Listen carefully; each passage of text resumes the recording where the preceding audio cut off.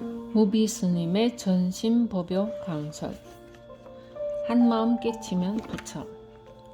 불교는 역사가 대단히 오래된 종교입니다. 그 세월 동안 불교가 전파된 곳의 민족과 풍토가 다르고 살아가는 사람들의 관습이 다르다 보니 각각의 필요에 의해 역사를 거듭하며 많은 방편이 첨가되었습니다. 그래서인지 지금 다시 생각해보면 불교가 상당히 어수선합니다. 여기 가면 이 말, 저기 가면 저 소리요. 별별 행사에 불교를 공부했다는 사람들의 주장이 가지각색으로 난무합니다. 오랜 세월 불교와 인연 맺어 공부하다 보면 정리가 되기도 합니다만 그럼에도 불구하고 갈팡질팡하는 사람들이 많습니다. 어떤 이들은 처음 인연 맺은 불교에 푹 빠져서 옆 사람은 어떤 불교를 하는가, 다른 절에서는 어떤 불교를 하는가에 대해 도무지 관심을 쓰지 않고 10년, 20년을 고수하고 있는 경우도 적지 않아요. 그게 정법일 것 같으면 참 좋은데 정법이 아닐 경우에는 큰 손해라고요. 어느 기간 동안 마음의 의지는 됐을지 모르나 정법이 아닐 경우에는 상당히 실망스럽고 소득도 적습니다. 정법일 때 비로소 소득이 크고 이것이 부처님의 진정한 법이라는 것을 마음으로 느끼게 되면 그 환희심은 대단하거든요.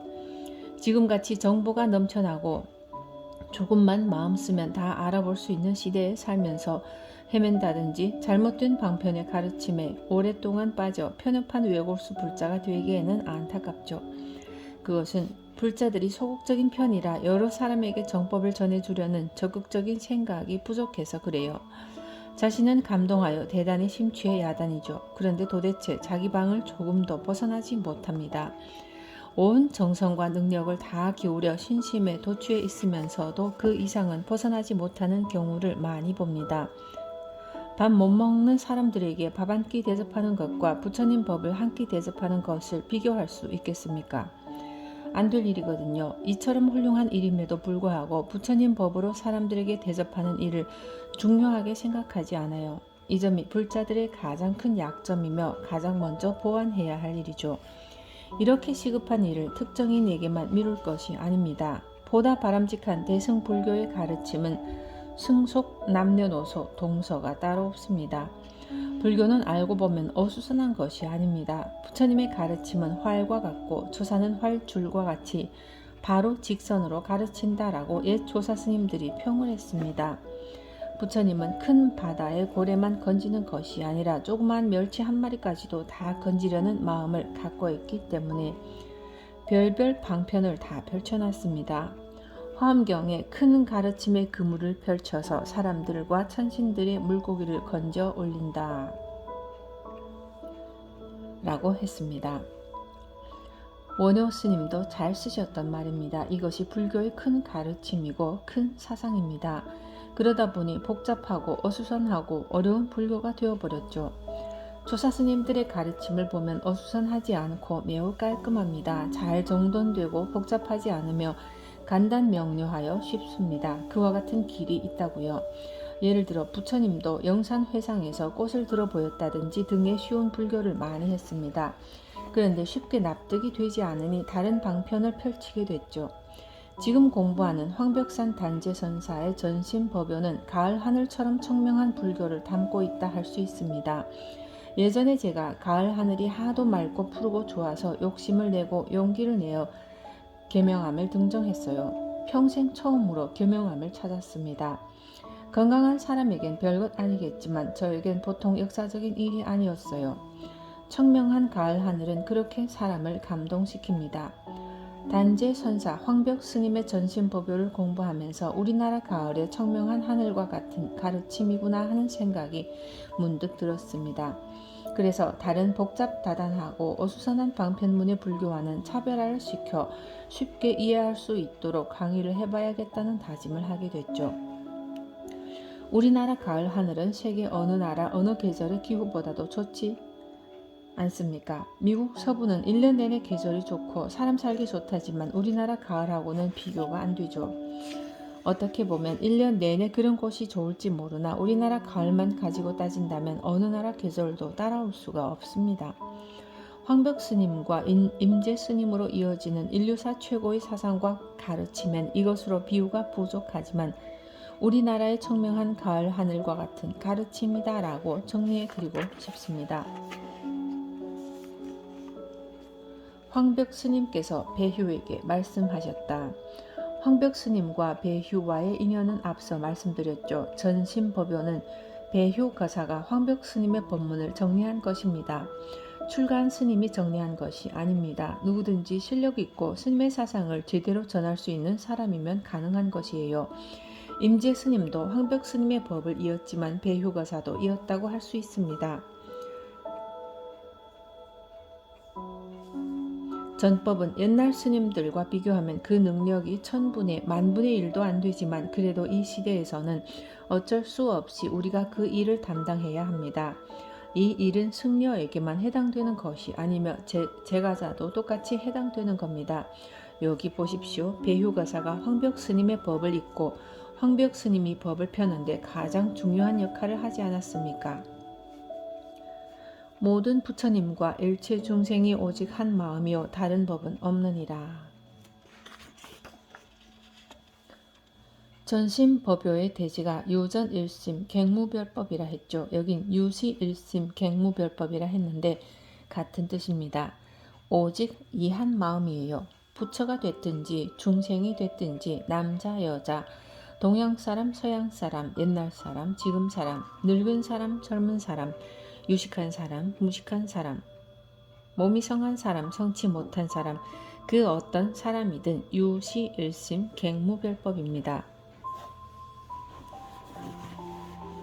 오직 한 마음뿐입니다. 사람일 뿐이라고 해도 됩니다.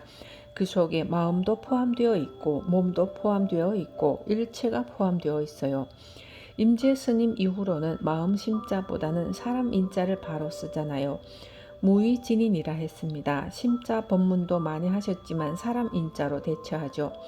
사람이 마음이고 곧 마음이 사람입니다. 마음이 있으므로 사람이지 마음이 없으면 송장에 불과합니다. 사람이라고 할 수 없죠. 또 마음만 돌아다니면 뭐죠? 바로 귀신이잖아요. 사람이 마음이라는 말보다 더 좋아요. 더 구체적이죠.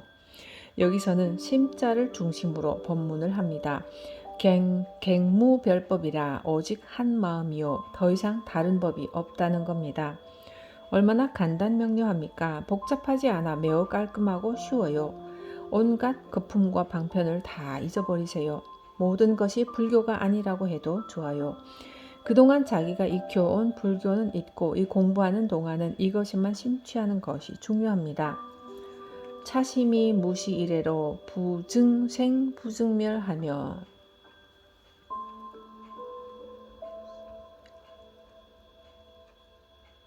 이 마음이 시작함이 없는 그때서부터 지금까지 오므로 생하거나 멸하지 아니했으며 무시라는 말은 시작이 없다는 뜻으로 수억만겁이라고 해도 부족한 말입니다. 수억만겁일지라도 시작이 있으면 무시라는 말보다는 짧은 시간이죠.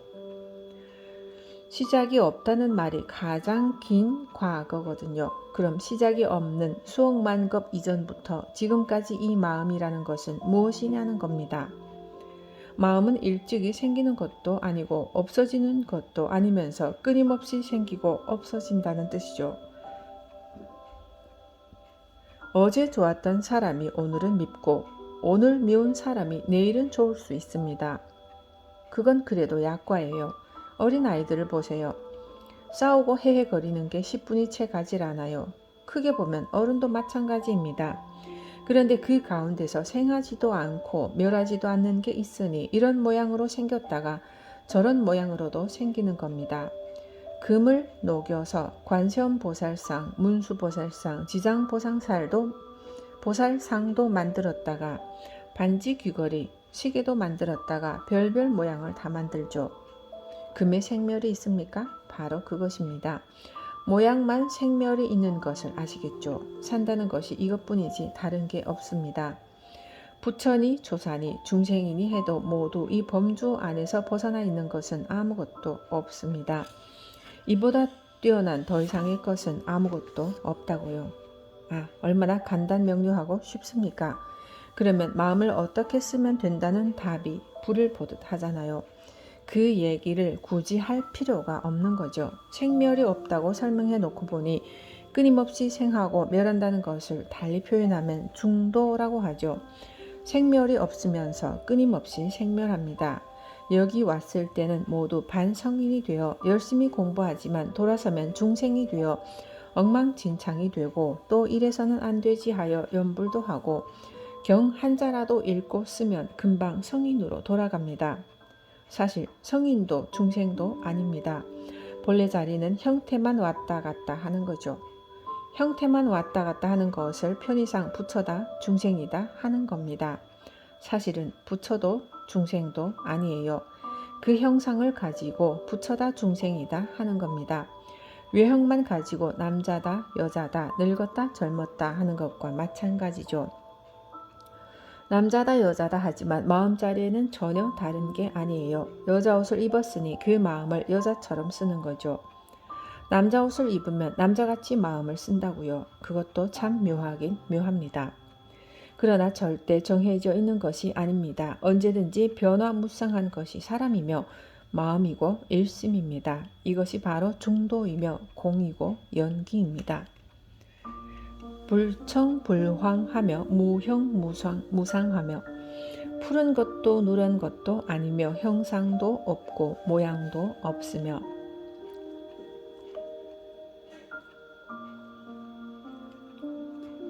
푸른 것도 아니고 누런 것도 아니면서 누런 것 보면 누렇게 되고 푸른 것 보면 푸르게 됩니다. 이는 푸른 것을 잘 알아 얼굴이 파랗게 된다는 것이 아니라 푸른 것과 누런 것을 10분 이해한다는 것이죠. 마음이 누렇게 되고 파랗게 되니까 누른 것을 이해하고 파란 것을 이해하게 됩니다. 외형은 그래요. 그러면서 마음자리는 누런 것도 아니고 파란 것도 아니에요. 얼마나 명쾌합니까? 전심법요가 불교의 많은 전적들 중에서 명저인 이유를 아시겠죠? 보통 형상이라 하죠. 예를 들어 불상은 부처님 모양을 했을 때 형이라 합니다. 어떠한 형이 됐든 상이 있습니다. 금덩어리를 녹여 뭉치면 뭉쳐둔 형도 되고 상도 되는 거예요. 그래서 형상이 붙어 다니는데 여기서는 나눠서 이야기를 하고 있습니다. 각각 다른 외형의 모습을 형이라 하고 그 외형이 어떻든 간에 그것은 상이 있기 마련입니다. 마치 사람들의 얼굴이 각각 다른 걸 형이라 하고 다르지만 그대로 하나의 공통된 것을 상이라고 하는 것과 같습니다. 상으로 보면 공통점이고 형으로 보면 개별적인 것이죠. 간단히 형상이라고 합니다. 이 말은 어떤 것이든지 간에 그 나름의 상이 있고 개별적으로 형체가 있다는 뜻입니다. 그런데 이 마음은 그런 것이 없으면서도 각양각색입니다.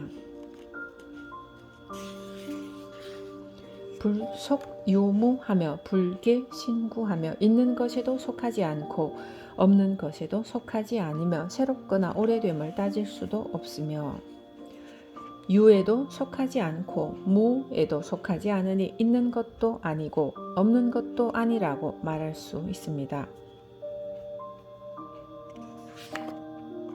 그러면서도 있잖아요. 그런데 또 찾아보면 없어요. 이것이 사람의 도리이며 마음의 도리입니다.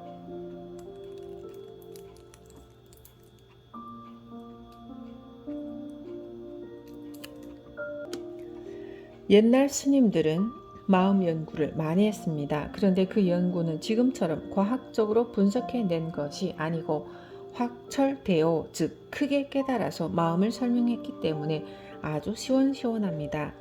유에 속하지 않으면서도 있고 무에 속하지 않으면서도 없잖아요. 그런데 얼마나 큰 작용을 합니까? 혼대유, 온 우주에 가득 차 있을 정도죠. 따지고 보면 이 세상에 오직 나뿐입니다. 나뿐인 세계에 다른 사람이 들어올 겨를이 있나요? 나라는 세계에 다른 사람은 들러리로 붙어 있을 뿐입니다. 그만큼 나라는 존재는 크다고요. 마음은 새로운 것이 없습니다. 늙으니까 생각과 형은 다르더라도 마음의 본체는 똑같습니다. 젊을 때나 지금이나 하나도 변하지 않고 똑같아서 사람들이 60, 70대가 되어도 어떤 면에서는 철딱서니가 없습니다. 왜 그러냐? 마음은 변화가 없으니 그렇습니다.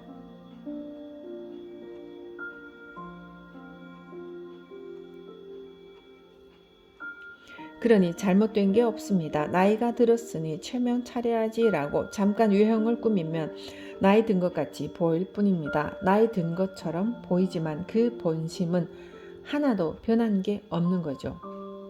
비장비단하며 비대비소하며 긴 것도 아니고 짧은 것도 아니며 큰 것도 아니고 작은 것도 아니며 몇억 광년 밖의 별을 보면 그만큼 마음이 넓어졌다고 할 수가 있습니다. 수억 광년 밖의 별을 보면 그 별빛이 여기까지 오듯이 내 마음도 거기에 가는 것이죠. 그만큼 마음이 넓어지고 길어졌어요. 그런데 사실은 길어진 게 아니잖아요. 길어진 흔적이 있습니까? 반면 바로 눈앞의 것만 보고 분별한다면 짧아졌다고 할 수도 있는데 짧아진 것도 아니죠. 짧아진 흔적이 없잖아요. 이렇듯 마음은 참으로 신통방통해요. 마음은 큰 것도 아니고 작은 것도 아니면서 커지기도 하고 작아지기도 합니다. 크기로 하면 온 우주를 감싸고도 남고 작아지기로 하면 바늘 끝 하나도 용납할 수 없습니다. 큰 것도 아니고 작은 것도 아닌 것인데 대인과 소인을 구별하여 표현하는 것은 외형에 불과하죠. 바람이 불면 파도가 일어나는데 큰 바람이 불면 크게 물결치고 작은 바람이 불면 작게 물결치죠. 그것도 저것도 없으면 물결은 잔잔합니다. 그런데 그 물 자체에는 그 어떠한 변화도 없어요. 바람이 불어 큰 물결을 쳐도 그 물이고 작은 물결을 쳐도 그 물이죠. 그 물인 것이 마음이고 그 마음은 바람에 의해서 큰 물결, 작은 물결, 동쪽으로 가는 물결, 서쪽으로 가는 물결, 남쪽으로 가는 물결, 북쪽으로 가는 물결 등 온갖 물결이 일어날 수 있습니다. 물결은 각각 다릅니다. 마음도 어떤 상황에 사는가, 어떤 교육을 받았는가, 가정 형편은 어떠한가, 주변 생활 환경으로부터 어떠한 영향을 받았는가에 따라서 항상 다르죠. 천차만별입니다. 상황과 입장은 살아온 환경, 부모와 선조, 지역과 교육, 가족과 친구, 절에 다닌다면 그 사찰 스님의 법문 등으로부터 영향을 받습니다. 그러한 환경이 알게 모르게 영향을 미치게 되는 것이죠. 어느 날 어떤 이가 49제 법문을 청하기 위해 와서는 자기 나름의 불교를 이야기하더군요. 불교에 대해서 많이 알고 있었어요. 그런데 딱 들어보니 어떤 스님 법문의 영향을 받았더라고요. 그 스님 법문 많이 들었네요 하니 아무 말도 못해요. 이렇듯 자기 표현이라는데도 주변의 영향이 그대로 나타나 버려요. 유교 경서 계몽편 인편에 생아자 부모 성아자 붕우 나를 탄생시킨 사람은 부모이지만 나를 나되게 한 사람은 벗이다 라고 했습니다. 특히 옛날에는 벗과 보낸 시간이 제일 많잖아요. 친구의 영향에 의해 저절로 물들어 버리는 거죠. 마음은 파란 것도 아니고 노란 것도 아니지만 금방 파랗게도 되고 노랗게도 된다는 것을 알아야 합니다. 이러한 이치를 잘 알게 되면 집안의 아이들, 형제, 자매, 이웃사람이 왜 나와 다르게 행동하는지 그 원인을 쉽게 알 수가 있습니다. 그래서 처방도 쉽게 나올 수가 있습니다. 일체 한계와 분량, 이름과 말, 종적과 상대성을 뛰어넘어야 그 당체가 곧 마음이다. 마음은 궤도처럼 정해진 대로 가는 게 아니에요. 그 사람 변했다고 그러죠. 그런데 변하게 되어 있는 것이 마음이고 사람입니다. 그 변화에 늦고 빠름의 차이가 있을 뿐이죠. 또 변해야 합니다. 그것이 발전이거든요. 잘못 변할 수도 있지만 어차피 변하게 될 것이 마음이라면 좋은 방향으로 변해야 합니다. 대대는 상대를 뜻합니다. 이 조건에는 이래야 된다는 것이 상대거든요. 종적은 정해져 있다는 뜻입니다. 종적을 뛰어넘고 자취를 뛰어넘어야 합니다. 예를 들면 커피에 설탕만 넣어 먹어야 된다는 법이 있습니까? 설탕을 넣지 않고도 먹을 수 있고 또 다른 것을 얼마든지 넣어도 되거든요. 그와 마찬가지로 내가 이런 마음을 쓴다고 상대 역시 그래야 한다거나 푸른 하늘을 보고 산에만 가야 한다고 고집해서도 맞지 않습니다. 이런 날 앉아서 공부하지 왜 산에 쫓아다니느냐는 주장도 많잖아요. 산에 가야 한다는 사람도 맞고 앉아서 공부해야 한다는 사람도 맞고 이럴 때 놀기 좋다고 전화해서 친구 불러 만나는 것도 맞습니다. 날씨 좋다고 꼭 이래야 된다는 법은 세상에 없습니다. 부슬비 오면 부지런한 사람은 일하기 좋고 게으른 사람은 놀기 좋습니다. 다 맞잖아요. 이러저러한 상황에서 꼭 이러저러 해야 한다는 것은 혼자만의 생각입니다. 그것은 그 사람의 생각이고 이것은 나의 생각이라는 것이죠. 그럼 알겠습니다 라고 알고 이해하고 받아들이면 집안이 평안하죠. 나는 이와 같은 생각을 하는데 당신은 왜 그와 같은 생각을 하는지 참 이상하다고 하면 그만 어긋나고 서로 빗나갑니다. 마음은 전부 뛰어넘어 상대가 없기 때문에 마음쓰기에 달렸습니다. 어떤 문제를 해결하는 방법이 여러 가지가 있듯 세상을 살면서 고정된 생각에 얽매일 필요가 절대 없다는 거죠. 그 모든 것을 초월한 게 사람이고 사람의 마음입니다. 바로 지금 이 순간 말하고 듣고 보고 메모하는 이 작용이 곧 그것이라는 겁니다. 그것이 사람이고 마음이기 때문에 또한 가장 간단합니다. 지금까지는 종잡을 수가 없고 도대체 뭐가 뭔지 혼란스러웠죠. 말장난 같지만 또 설명을 들어보면 그럴듯하나 정작 허무맹랑하고 허황되어 종잡을 수가 없었던 거죠. 그렇다고 사람 공중에 띄워놓고 마느냐? 그게 아닙니다. 더할 수 없이 가까이 있고 매우 쉽고 간단합니다. 지금 이렇게 말하고 듣는 이것이 바로 그것이기 때문입니다. 멀리 가서 찾으면 안 된다 이거죠. 당체라는 것은 지금 말하고 듣고 작용하는 것이며 곧 마음이라는 말이에요. 너무나도 쉽고 간단합니다. 동념즉괴니라 유여 허공하야 무유변제하며 불가측탁니라. 마음을 움직이면 곧 어긋남이니 마치 허공과 같아서 변제가 없으며 가히 헤아릴 수가 없다. 마치 어떤 물건을 찾든 마음을 확인하기 위해 생각을 움직이면 벌써 어긋나 버립니다. 10만 8천리나 도망가 버려요. 끝이 없는 허공과 같습니다. 동쪽이면 동쪽으로만 수억만 광년을 가도 끝이 닿지가 않잖아요. 어느 쪽으로 가도 마찬가지입니다. 수억만 광년을 계속 한쪽으로만 달려도 돌아오지 않습니다. 마음이 그렇습니다. 끝없이 가는 거예요. 도저히 측량하고 헤아릴 수가 없죠. 도는 돌아 익지 않고 헤아릴 탁으로 새깁니다. 이 마음이 어디까지이며 무엇이 마음인지 도대체 요량이 안 된다는 말이죠. 유차일심이 즉시불이니 불여중생이 갱무별연을 단시중생이 착상외구하야 구지전실이로다. 오직 이 한 마음이 곧 부처이니 부처와 중생이 다시 다른 것이 아니거늘 다만 중생이 상에 집착해서 밖으로 구함으로 구할수록 더욱 멀어진다. 한 마음으로 보고 듣고 쓰고 덥다 춥다 시원하다를 분별합니다. 이것이 바로 부처입니다. 부처면 성공이잖아요.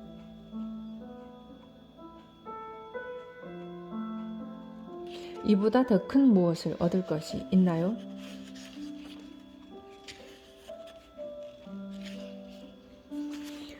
그런데 그만 소소한 일에 목을 매는 거예요. 부처라는 대의 명분이 있는데도 그것은 뒷전이고 몇 푼어치 안 되는 것에 목을 메어 죽느니 사느니 내가 옳고 네가 그르니 합니다. 그러다가도 공부한 사람은 부처끼리 너무 그러지 말자는 말 한마디면 끝납니다. 그때 한번 돌이켜보면 좋은 방편이 되는 거예요. 마음이 싹 사그라지는 거죠. 이렇게 마음쓰기 이 능력 이대로가 보물이면 바로 부처입니다. 달리 다른 곳에 부처가 있지 않습니다. 이렇듯 쉽고 간단한데 부처도 아닌 곳에 가서 부처라고 예배하며 속아 넘어갑니다. 불교 이제 바로 알았으면 좋겠어요. 제일 안타까운 게 이겁니다. 제대로 깨달으신 분의 법문을 듣고 정법인 줄 알아 바로 마음 깊이 새겼으면 합니다. 예를 들어 금으로 부처님을 조성하면 불상이고 코끼리를 만들면 코끼리상이죠.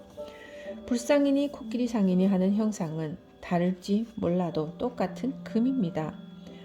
한 톤짜리 불상을 만들고 두 톤짜리 코끼리상을 만들면 코끼리상이 불상보다 더 비싸죠. 왜냐하면 금이 2톤이니까요. 금이라는 관점에서 보면 불상이고 코끼리상이고 하는 것은 중요하지 않습니다. 금이라는 사실이 중요하죠. 외형보다 부처다, 중생이다 말자는 겁니다.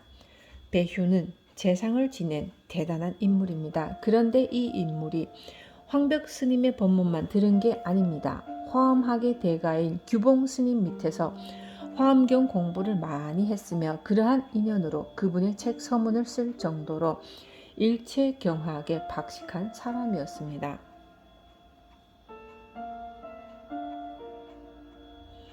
사람이 부처님이다가 불교의 궁극적 결론이라고 여러 차례 말씀드렸습니다. 법화경이 이 경중의 왕이라고 했는데 결국은 사람이 부처님이다가 핵심 요지입니다. 이 한마디를 전하기 위해서 법화경이 있는 것입니다. 화엄경도 물론 마찬가지입니다. 부처님이 깨달으시고 나서 일체 중생을 널리 관찰해 보니 열애의 지혜와 덕상을 모두 갖추고 있구나 라고 하셨잖아요. 바로 사람이 부처님이다 라는 이야기입니다. 그런데도 이 기도처가 영험이 있을까? 저 기도처가 영험이 있을까? 관음 기도가 좋을까? 지장 기도가 좋을까? 산신 기도가 좋을까? 독성 기도가 좋을까? 하고 밖을 향해서만 구하고 있습니다. 이 법당 저 법당 쫓아다니는 그놈이 부처인데도 다른 영험 있는 부처 찾는다고 왔다 갔다 또 근기 맞춘다고 이 방법 저 방법을 동원해 봅니다. 물론 많은 그물을 펼쳐 놓아야 그 중에 한 마리의 물고기라도 걸려들지만 너무 많은 방편에 치우쳐서 그것에 놀아나면 본질을 잃어버리게 됩니다. 눈 있는 사람이 볼 때는 너무나 안타깝습니다. 정력과 시간뿐만 아니라 인생을 낭비하게 됩니다. 상에 집착해서 내내 헤매지 않습니까? 20-30년을 절에 다닌 사람들이 거짓말을 합니다. 결국 업이 된다고요.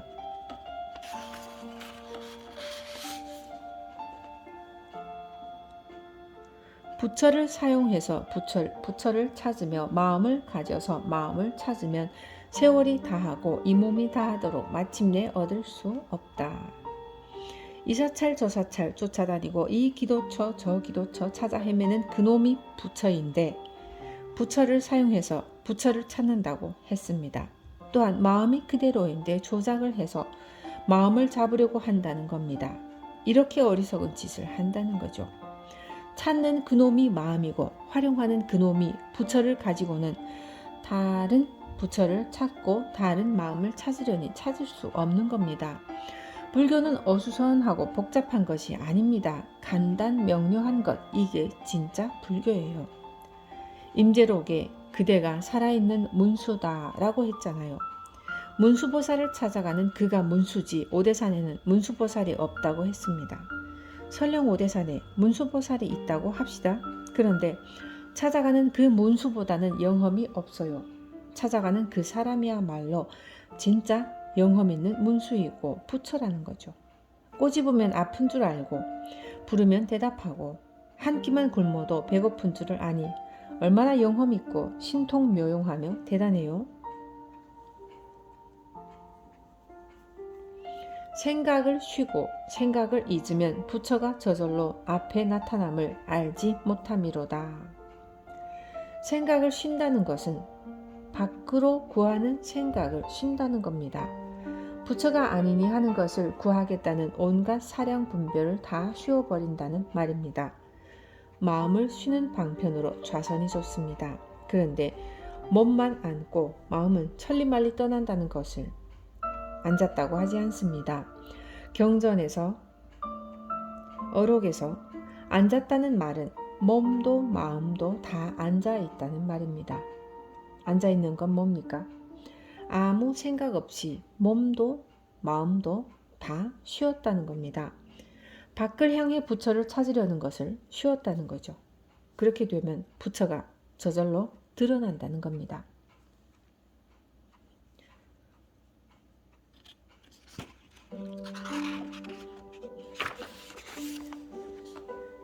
이 마음이 곧 부처이며 부처가 곧 중생이니 중생이 되었을 때 이 마음이 감하지도 않으며 부처가 되었을 때에도 이 마음은 첨가되지도 않으며 내지 육도 만행과 황하의 모래수와 같은 공덕이 본래 저절로 부족해서 닦거나 첨가함을 빌리지 않는다.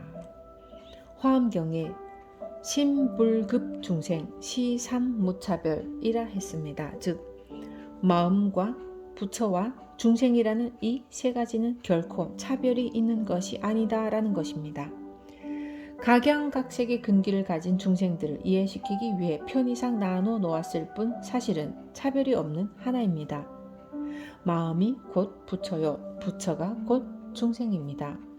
나 또한 부처와 동일하기 때문에 이 마음을 드러내야겠다는 광대한 서원을 내기만 하면 못할 것이 없습니다. 아무리 중생이라 해도 중생이 아닙니다. 설사 중생이라 합시다. 중생이라 해도 이 마음은 불감입니다. 석가모니 부처님보다 0.0001mm도 작은 것이 아닙니다. 털끝만큼도 작은 것이 없어요. 그럼 부처님이라 합시다. 혹은 문수보살, 관세음보살, 아미타불, 석가모니 부처님 모두 그렇습니다. 그래도 그들의 마음이 우리보다 보태어지거나 불어나거나 더 좋은 것은 아닙니다. 물결이 치든 파도가 치든 그냥 똑같은 물일 뿐입니다. 금을 가지고 불상을 만들었든 코끼리상을 만들었든 금일 뿐이죠. 전단나무를 가지고 불상을 깎았든 보살상을 깎았든 코끼리나 개 모양으로 깎았든 전부 전단 향기가 나잖아요. 외형을 가지고 이야기하지 말자 이겁니다. 물건 속은 보지 않고 포장만 가지고 이래 따지고 저래 따지지 말자는 거죠. 손에 잡히지 않고 눈에 보이지 않더라도 황하의 모래수와 같은 공덕을 본래부터 구족하고 있습니다. 기도를 많이 해서 생긴 것도 아니고 참선을 많이 해서 생긴 것도 아니며 어디 가서 뼈 빠지게 노력 봉사해서 생긴 것도 아니죠. 그렇게 해서 생긴다면 참 답답한 일입니다. 그런 것을 안 해도 본래 갖추어져 있다는 말입니다. 본래 그런 것을 다 갖추고 있다니 얼마나 좋습니까? 본래 다 구족되어 있어 더 이상 아무것도 필요치 않습니다. 자기 안에 있는 것을 활용하면 되는 것을 사람이라는 위대한 존재의 가치를 몰라 공덕을 닦느니 하는 거죠. 세상에 필요한 모든 행복과 평화, 성공이 자신 안에 전부 갖추어져 있습니다. 행복이나 평화 등 온갖 것이 해결되고 성취되었다 하더라도 그것이 밖에서 성취되거나 해결되는 것은 아니죠. 스스로 성취하는 것인데 밖을 향해서 자꾸 찾는 겁니다. 부처가 되었다고 해보죠. 부처가 되었더라도 마음이라는 법에는 털끝만큼도 첨가되는 것이 없습니다. 못난 중생이라고 해보죠. 못난 중생이라는 마음에는 석가 달마보다도 부족한 점이 조금도 있는 게 아니죠. 부증불감이라 즉 더하지도 않고 덜하지도 않습니다. 우연즉시하고 연식하면 즉적하나니 인연을 만나면 베풀고 인연이 다하면 곧 고요해지니. 이 책은 거듭 말하지만 마음의 이치를 가르치며 그것을 깨우치는 요체입니다. 글이 아주 간결하면서 많은 뜻이 담겨 있습니다. 부처님의 깨달음을 한마디로 표현하면 마음을 깨달았다라고 할 수가 있습니다. 아주 오래된 초기 경전이더라도 마음의 문제를 떠나서는 이야기가 되지 않습니다. 우리나라와 일본 그리고 중국은 금강경을 선호하지만 유럽 등 세계적으로 가장 널리 알려지고 많이 읽히는 경전은 법구경입니다. 법구경 첫 구절에 마음 이야기를 해놓았습니다.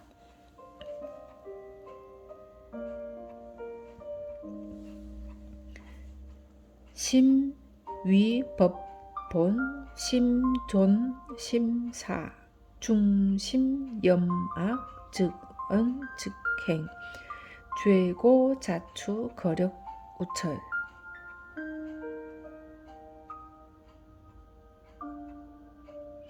마음은 모든 것의 근본이 되며 심의 법본. 마음이 주인이 되어 마음이 시키나니 심존, 심사. 마음으로 악한 일을 생각하면 중심, 염악, 그 말과 행동이 곧 악하게 되니 즉언 즉행 허물과 고통이 뒤따르게 된다. 죄고 자추 마치 수레의 자국이 수레바퀴 뒤에 남듯이 거력 우철 마음은 비단 초기 경전뿐만 아니라 대승 경전에 이르러 더욱 중요해집니다. 화엄경은 일체 유심조 이야기 아닙니까? 선불교에 오면 더 말할 나위가 없습니다. 천하의 총명한 분들이 피나는 수행을 통해 궁극적으로 큰 깨달음을 성취해서 보니 또 마음이 문제였죠. 마음이야말로 이 세상 모든 것의 근본입니다. 일체 문제 해결이 마음 쓰는 데 있습니다. 인연을 만나면 곧 베푼다고 했습니다. 우리는 이 시간 공부하려는 인연으로 만났습니다. 이 인연은 저절로 이루어진 게 아니에요. 본인 스스로의 의지에 의해서 인연이 펼쳐진 겁니다. 인연은 운명론하고는 전혀 달라요. 공부하고자 하는 의지가 개입이 된 거죠. 이런 게 인연입니다. 그래서 공부하게 되었잖아요. 인연을 만난다는 말에는 인연을 만들고자 하는 원력과 기대도 포함되어 있습니다. 사람과 만나는 과정에서 얼마든지 인연을 지어갈 수가 있습니다. 지나가는 사람이 마음에 들 때 그냥 스쳐 지나버릴 수도 있지만 마음에 드니까 말 한마디 걸어보는 거죠. 그러고 보면 인연이 있어요. 같은 동네에 산다든지 사돈의 팔촌이라도 된다든지 하죠. 그것이 인연이 되어 다시 한번 만나게 되면 또 반갑고 해서 사업도 같이 하게 되기도 하고 아니면 다른 더 깊은 인연이 맺어져 발전한다고요. 이렇듯 조그만 씨앗이 연에 의해서 매우 큰 결과를 가져오기도 합니다. 이것을 인연이라고도 하고 인과라고도 하죠.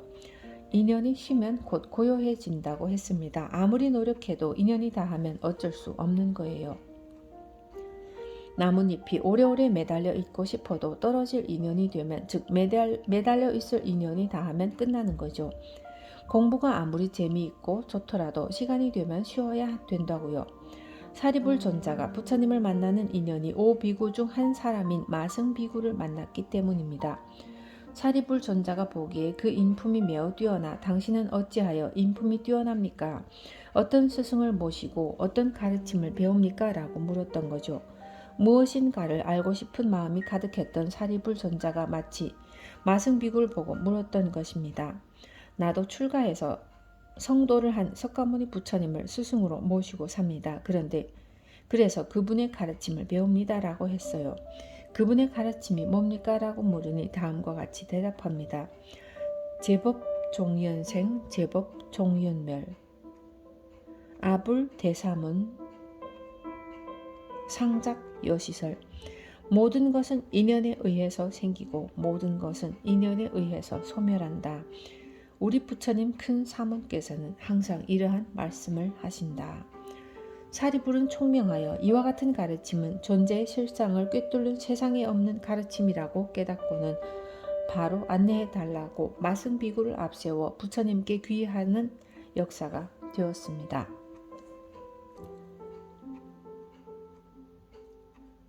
약불결정 신차시불하고 이욕착상 수행하며 이구공용이면 개시망상이라 여도상괴니라. 만약 이 마음이 바로 부처라는 사실을 믿지 아니하고 형상에 집착하며 수행으로서 복이나 공덕을 구하려 한다면 모두 다 망상에 빠지게 되고 진리의 길에서 어긋나게 된다.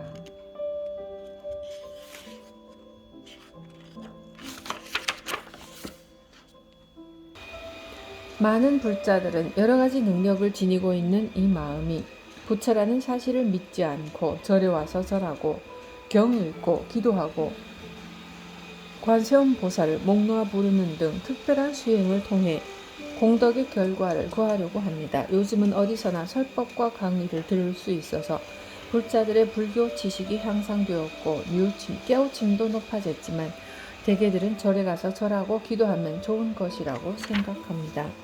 좋은 마음이지만 꼭 무엇을 얻으려고 하죠.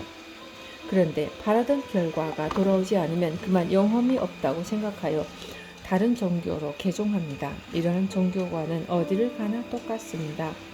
바위 밑이나 당나무 밑에 물 떠놓고 비는 것도 그렇고 다른 종교의 신에게 비는 것도 그렇고 산신이나 불상이나 관세음보살한테 비는 것도 똑같아요. 믿는 사람이 누구든 관계없이 이러한 모습은 비슷하게 나타납니다. 전신법요의 법문은 대승불교를 거쳐 선불교에 있어서도 최상승의 가르침입니다. 마음의 이치를 제대로 이해하고 환하게 눈뜨면 설사 부처가 천만배 뛰어넘는 능력을 가지고 범접할 수 없는 경지에 있다 손치더라도 그것은 비교가 안 된다는 겁니다. 마음의 경지가 이 세상 최고의 경지인데 더 이상 바라고 찾을 게 있겠냐는 자부심이 생긴다는 거죠. 차심이 즉시 불이요 객무별 불이며 영무별심이니 차심명정이 요여허공하야 무일점상모라. 이 마음이 곧 부처이며 다시 다른 부처는 없으며 달리 마음도 없으니 이 마음은 밝고 고요한 것이 마치 허공과 같아서 한 점의 형상도 없다. 세상에서 부처가 위대하고 좋다고 하는데 바로 마음이 부처입니다. 마음의 능력보다 뛰어난 다른 것이 어디 있겠어요. 마음 밖 부처님의 능력을 믿고 무언가 원하는 것을 받으려 기도하는 게 아닙니다. 스스로의 능력을 알아서 그 능력을 한껏 부린다면 그게 바로 지 부처가 행세를 하는 것이고 온갖 결과를 가져오는 거죠. 이것이야말로 진짜 살아있는 부처이고 영험 있는 부처이며 위대한 부처입니다. 84,000 공덕이 그 속에 있는 것이고 신통묘용이 거기에 있는 것이지 이 부처 말고 무엇이 신통묘용을 갖고 있겠습니까? 혹 어디서 누구의 사리가 방광을 했다고 합시다. 그것이 나에게 무슨 의미가 있습니까? 아무런 의미가 없어요. 한번 빛나는 게 어쩌란 말이에요. 우리는 항상 방광하고 있잖아요. 보고 듣고 싸울 일 있으면 싸우고 웃을 일 있으면 웃고 슬퍼할 일이 있으면 통곡하는 이보다 더 큰 방광이 어디에 있습니까? 이 모든 것이 달리 다른 곳에 있는 게 아니고 바로 마음에 있습니다. 허공에 구름과 해가 떠 있지만 단지 해이고 구름일 뿐이지 허공 그 자체는 아무런 티가 없습니다. 마음도 그와 같은 거죠. 마음에 이런저런 인연과 업에 의해서 또는 스스로 만든 집착과 기준이나 틀에 의해서 이것저것 많이 끼어 있습니다. 그 끼어 있는 것을 뚫고 본래심에 들어가면 들어가는 사람이 따로 있는 것이 아니기에 본래심을 회복하는 마음은 마치 허공과 같아서 먼지만한 형상도 있는 것이 아니라는 거죠. 거심동념하면 즉괴 법체며 즉위착상이니 무시이래로 무착상불이니라. 마음을 일으켜 생각을 움직일 것 같으면 곧 법체가 어긋나서 형상에 집착하다니 무시이래로 부처는 형상에 집착하지 않았던 것이다. 법체는 마음이 가지고 있는 실상, 즉 마음이 가지고 있는 본래의 모습이라 할 수 있습니다. 마음은 상이 아니니까 일점상모도 없다고 했잖아요. 티끌만한 형상도 없는데 그와 같은 마음의 이치를 어길 것 같으면 곧 상에 집착하게 됩니다. 마음의 실체를 잘 이해하여 깨달으면 더욱 좋지만 그렇지 못할 경우 먼저 깨달은 분의 가르침을 통해서 아른마리로라도 이해하고 궁극적으로는 기합이 되어야겠죠. 자고로 상에 집착하는 부처는 없습니다. 부처가 상에 집착하면 부처라 할 수 있겠어요? 본래 마음이 상에 집착하고 있지 않으면 상이라는 게 없는데 이런저런 인연에 의해서 생기고 상이 생긴 인연에 집착하는 것이죠. 그것은 본 얼굴이 아니라는 겁니다. 그러니 본 얼굴이 진짜 부처이기에 상에 집착한 부처는 없다는 거죠. 수육 도만행하야 욕구 성불인데 즉시 차제니 무시이래로 무차제불이니라. 육도 만행을 닦아서 부처를 구해 이루고자 한다면 이것은 차례가 있는 것이니 무시이래로 차례가 없어야 부처이다. 보시, 지계, 인욕정진, 천정지혜와 같은 육도 만행 등을 많이 수행하면 성불할 수 있다는 것이 일반적으로 알고 있는 불교죠. 불교에 이런 이야기가 얼마나 많습니까? 이러한 방편도 필요합니다. 왜냐하면 이러한 방편이라야만 이해하는 근기가 있으니까요. 본 마음이 부처라 하지만 사실 구름 잡는 이야기 같잖아요. 닦을 것 없이 본래 부처라는 것이야말로 깊이 있는 최고 수준의 가르침인데도 쉽게 이해가 안 되는 것이 현실입니다. 3000배, 4000배, 100만배를 하든지 주력을 하든지 연부를 하든지 등 수행을 통해 얻어진 것만 눈에 들어오는 거죠. 그런데 그러한 것은 다함이 있는 것이거든요. 함이 있는 것만 눈에 들어오는 수준이 있는 거죠. 대부분의 사람들이 이러한 수준에 머물러 있습니다. 그것이 우리들의 수준이니 그 수준에 맞춘 가르침이 있을 수밖에 없는 거겠죠. 그래서 부처님은 그와 같은 근기의 중생을 제도하기 위해 육도 만행을 닦아 성불한다고 가르치는 겁니다. 어쩔 수 없습니다. 그렇게 해서 또 한 단계 올라가면 이게 아니구나. 본래 닦으나마나 한 것을 닦아서 부처 되는 것도 아니고 부처가 되고 보니 굳이 닦지 않아도 되는 부처를 몰라서 닦았구나 라고 하는 거죠. 그냥 살아온 삶일 뿐 닦고 닦아서 부처를 만드는 것이 아닙니다. 예를 들어 불상을 100m 높이로 만드는데 흙을 한 짐 져다 놓으면 한 짐만큼 되어 있고 두 짐 부려 놓으면 두 짐만큼 되는 게 순서이고 차제입니다. 그런데 마음에는 결코 이러한 이치가 없습니다. 마음의 이치가 이러함을 이번 기회에 알아야 합니다. 당장의 마음의 이치를 깨달으면 좋지만 그렇지 못하더라도 마음이 근본이고 마음이 모든 것이며 그 마음이라는 것은 육도 만행을 닦아 이루는 것하고는 아무런 관계없이 그대로가 부처라는 이야기를 듣고 마음에 대한 관심이 깊어져야 합니다. 마음에 대한 관심이 깊어져서 어느 순간 무릎을 치고 마음의 기합이 되는 때가 오면 더 바랄 게 없죠.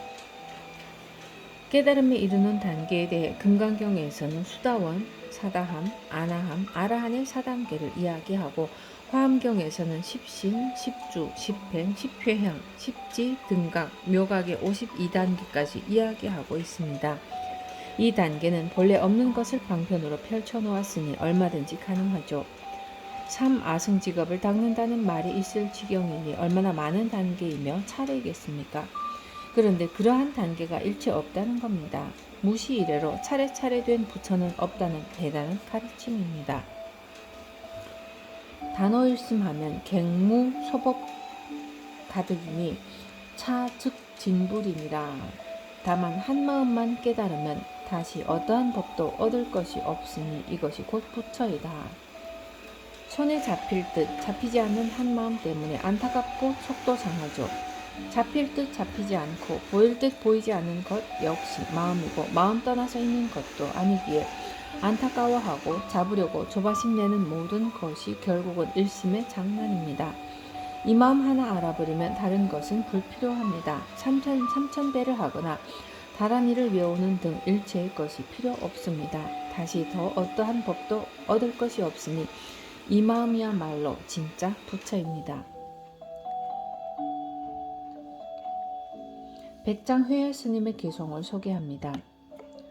영광, 독요, 형탈, 근진, 체로진상, 불구문자, 신령스러운 광명이 홀로 빛나서 육근 육진을 멀리 벗어났도다. 본체가 참되고 항상함을 드러내니 문자에 구애되지 않네.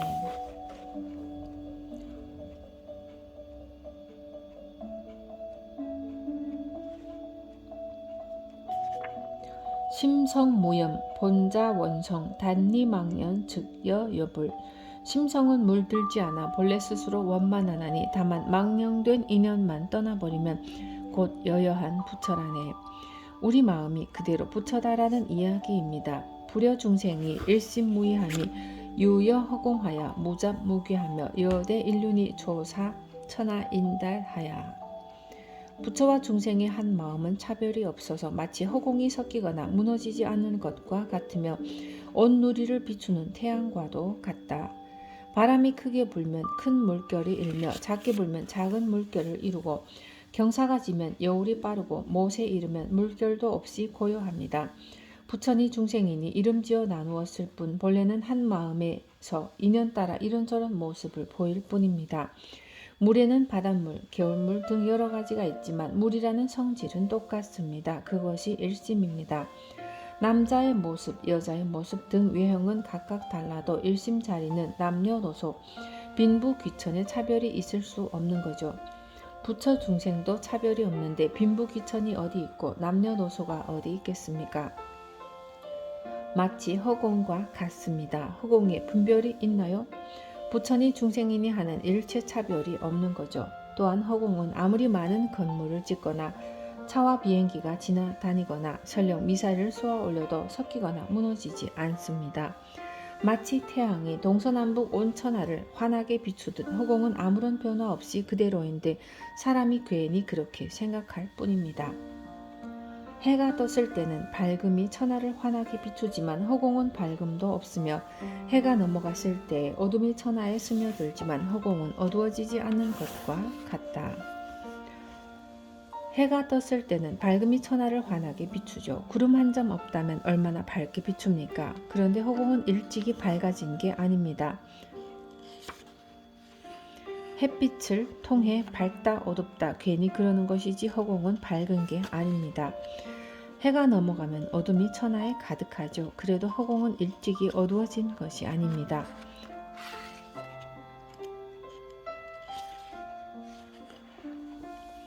어둠이 어디서 몰려오는 것이 아니에요. 해의 장난일 뿐이지 허공하고는 아무런 관계가 없습니다. 명암지경이 자상능탈하되 허공지성은 확연불변하나니 불급중생도 심역여차니라.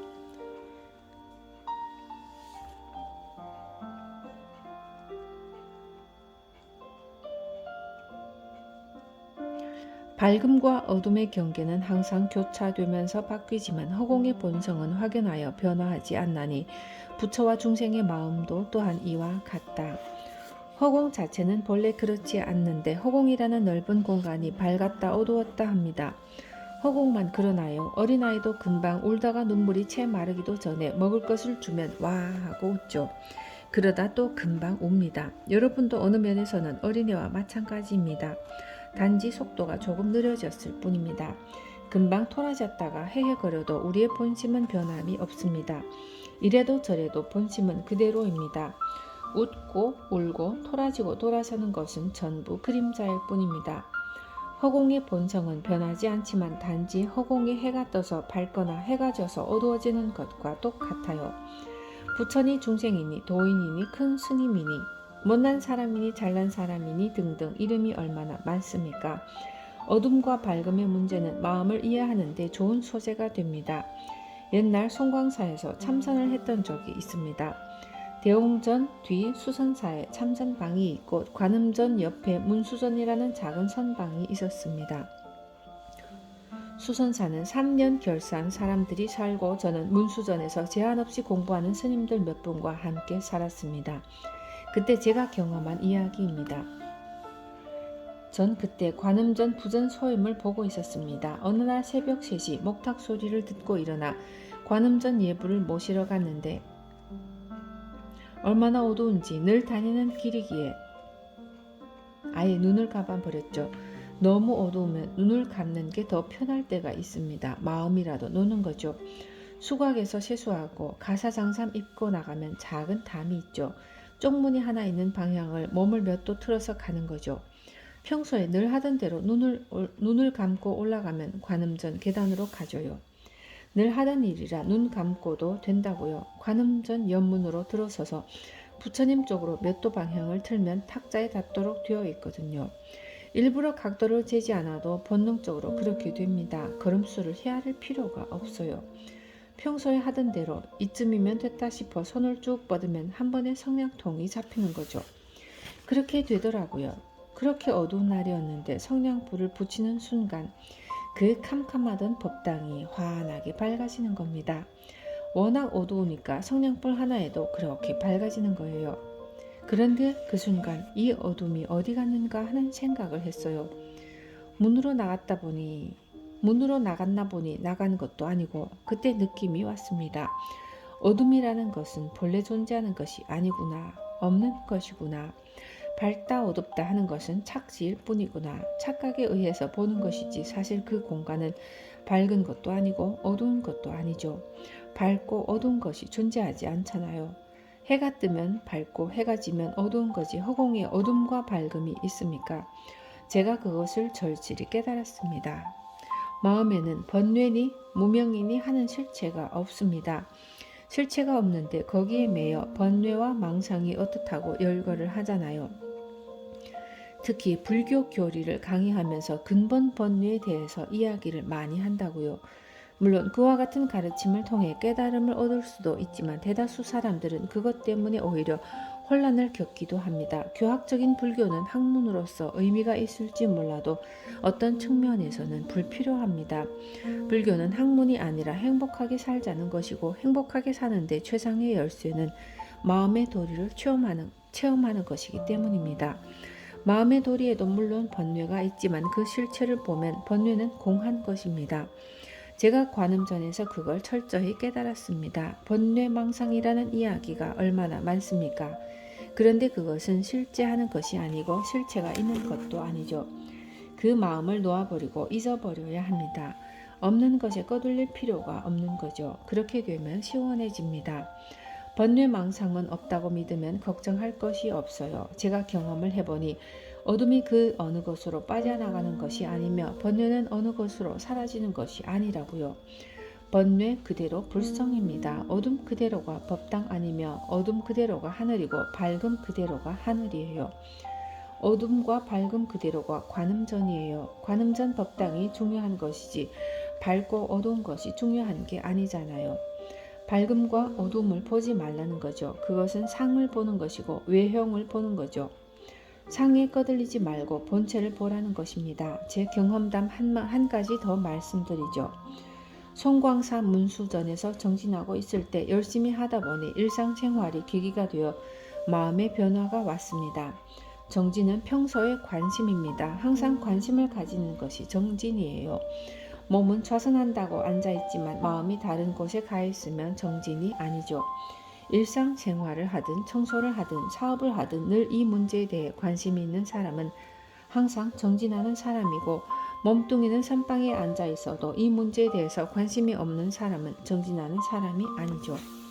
항상 관심이 있는 사람은 그런 계기에 깨달을 것입니다. 만약 부처를 보되 청정, 광명, 해탈 이런 것들만 생각하며 중생을 보되 구탁에 오염되어 생사와 뒤범벅이 되어 있다고 이해하는 사람이 있다면, 이런 소견을 짓는 사람은 항하의 모래와 같이 많은 겁이 지난다 하여도 끝내 깨달음을 얻지 못하면 상에 집착하기 때문이다. 부처님은 깨끗하고 밝으며 속박을 벗어났으리라는 생각을 합니다. 그러니 밝은 법당이라야 관음전이 되는 것이죠. 해가 환하게 떠 밝음이 천하를 덮었을 때 이게 진짜 허공이라고 생각하는 것과 같은 거죠. 한편 중생은 때묻고 어두우며 생사의 고통이 있으리라는 관념을 짓는다고 생각합니다. 부처님을 묘사할 때 부처님은 청정한 광명의 모습이고 해탈의 모습이며 열반의 모습이다라고 경전에서 배운 고급스러운 낱말들을 전부 동원하잖아요. 중생은 온갖 좋지 않은 망상, 번뇌, 구탁, 안매, 생사 등을 전부 동원하여 한 짐 짊어지고 있는 것이다 라고 재단하는 것이 일반적인 생각입니다. 그런데 부처니 중생이니 하는 것은 그런 차원이 아니라는 겁니다. 본래의 마음에는 중생이니 부처니 하는 것이 없다는 겁니다. 굳이 이름 붙이면 부처라고 할 수 있겠지만 사실을 알고 보면 상에 대한 집착에서 나오는 것입니다. 그렇게 되면 아무리 오랜 세월이 지나더라도 깨닫지 못하게 됩니다. 유차 일심을 갱무미진 허법 가득기니 즉심 시불이니라. 오직 한 마음을 먼지만큼이라도 다른 법이 있다고 생각하면 얻을 수 없을 것이니 곧 마음이 부처니라. 예를 들어 허공을 1cm만 뜯어서 보여줄 수 있나요? 없습니다. 허공을 손바닥만큼만 보여달라면 보여줄 수 있겠습니까? 허공은 그럴 수 있는 것이 아니라 온통 전체거든요. 전체이기에 손바닥 호는 혹은 1cm만큼 보여줄 수 없듯이 본 마음도 그렇습니다. 그런데 사랑하는 마음, 미워하는 마음, 슬픈 마음, 기쁜 마음 등이 얼마든지 있겠죠. 그것은 마음의 실체가 아닙니다. 잠깐 일어나는 물결이지 본 마음이 아니에요. 물론 마음의 한 표현이지만 그것을 마음이라고 해버리면 거기에서 벗어나지를 못해 진짜 마음을 보지 못하게 되는 것입니다. 현재의 이 마음, 즉 말하고 듣고 속으로 맞는 소리, 틀린 소리라고 계속 분별하는 이 마음이 곧 부처라는 것입니다. 즉심 시불은 황벽 스님의 스승인 마조 스님으로부터 내려온 거죠. 즉심 시불과 관련하여 마조 스님과 제자의 유명한 이야기가 있습니다. 마조 스님이 즉심 시불이라, 즉 이 마음이 곧 부처다 라고 하니까 대매법상 스님이 그 법문을 듣고 확신이 뚜렷해져 대매산에 들어가 살았습니다. 어느 날 마조 스님이 제법 괜찮은 법 그릇에 제자가 있더니 찾아보아도 안 보여 이 사람 어디 사느냐고 물었습니다. 대매산에 들어가 혼자 산다고 아뢰니 그 사람의 살림살이와 공부가 얼마나 되는지 누가 가서 알아보라 하였죠.